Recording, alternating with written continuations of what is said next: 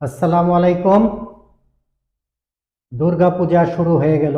আমাদের হিন্দু ধর্মাবলম্বী ভাইদের দুর্গা উৎসব শুরু হয়ে গেছে গতকালকে থেকে এবং আগামী 4-5 দিন চলবে।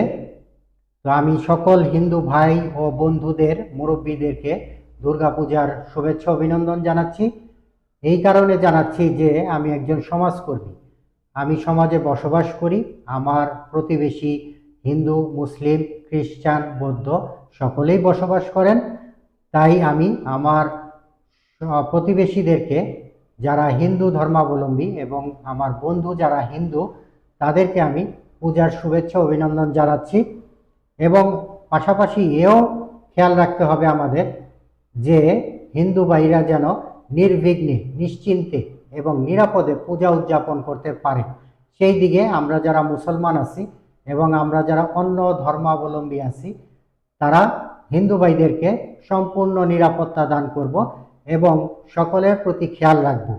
এই আশা ব্যক্ত করে আমি শেষ করছি।